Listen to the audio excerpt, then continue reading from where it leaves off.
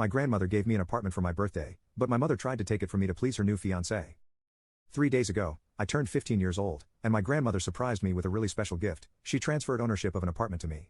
My grandmother does not live in it, she lives in the suburbs, but she has owned the apartment for some years and uses it occasionally when she wants to be closer to the city.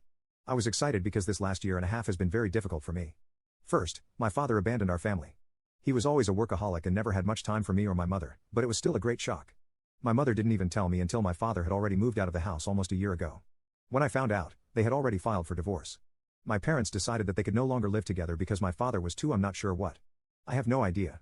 He didn't even say goodbye in person. He sent me one last text message after he left, telling me to be good. That was all. I haven't seen him since. It was a quick divorce since, in our state, there is no long waiting period. My mother kept the house and got custody of my brother and me.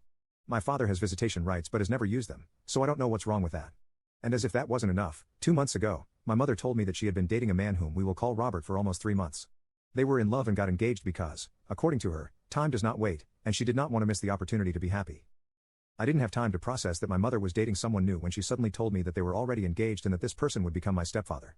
I was not at all happy with the news, since 5 months seemed like too little time to get to know someone enough to commit to.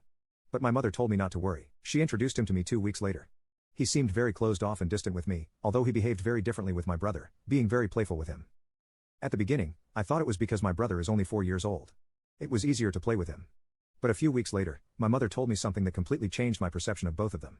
2 weeks ago, my mother asked me to sit with her and informed me that the reason why they got engaged so fast was because Robert was offered an excellent position, but he would have to move out of state.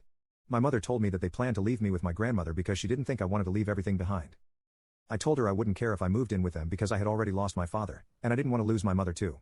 However, she tried to convince me that it was a bad idea, saying that my school and my friends were here and that I would be better off if I stayed. But I insisted on going with her. Finally, she admitted that Robert just wanted to take my brother with him because he was small and could still build a good relationship with him, but with me, she said, it was different. According to him, I would never be his child in the real sense of the word, and he hadn't liked me telling my mother that 5 months was too quick to commit to someone she barely knew. Incredibly, my mother agreed with him. This hurt me deeply because I expected at least my mother to be on my side, but she didn't want to leave me behind. This hurt me very much, although I had no problem living with my grandmother because she is a wonderful person, and I love her very much. I also love my mother. I tried to argue with her, but it wasn't worth it, so I told her I wanted to move in with my grandmother immediately.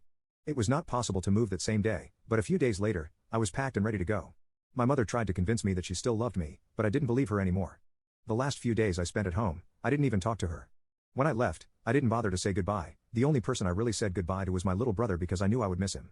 Since then, I have been living with my grandmother. She has been very understanding and kind. My grandmother is my mother's mother, and, for the record, I have no relationship with my other grandparents, which is not surprising as they hardly had a relationship with my father. She has been exceptionally kind and attentive, and life has been quite easy here. I am still in contact with my brother, and I call my mother every night just to know how he is. 3 days ago, I celebrated my birthday at home. It was my grandmother who organized the party, inviting close friends and select relatives.